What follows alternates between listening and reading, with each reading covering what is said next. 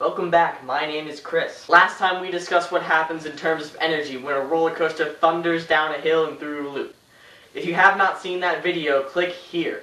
Today we will discuss in terms of energy what happens to a golf ball when it is dropped down a half-pipe-shaped mat and calculate how much energy is lost due to friction. To do this, I will drop a golf ball 30 centimeters off the ground. The ball will roll down the mat and it will go back up the other side, and we will measure exactly how far it goes back up the other side.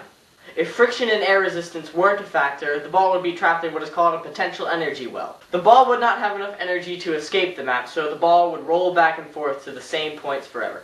However, since we live in the real world and have to deal with the annoyances of air resistance and friction, we will calculate how much energy we have the pleasure of losing to those two factors. First, you have to know an equation. The potential energy of an object is equal to its mass times the acceleration due to gravity times how high the object is off the ground. So to measure the energy lost to friction, I will measure how high I drop the golf ball from the ground and how high it goes back up the other side. Since the energy will be purely potential at both points, the energy lost to friction will be equal to the mass of the golf ball times the acceleration due to gravity times the difference of the two heights. Okay, so I have a stick mark off at every 30 centimeters so I can be exact, and I've covered the golf ball in dust so we can see exactly how high it goes back up. Okay, here we go. It's at 30 centimeters right now, and let's see.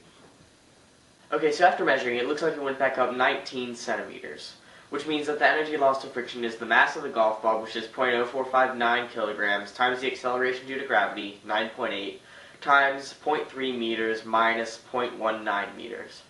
After you do the math, you get that you lost 0.05 joules. Since it only went back up 2/3 of the height it was dropped, that means that about 1/3 of the energy was lost. Thank you for watching, and next time we will be swinging around large objects attached to a string. See you then.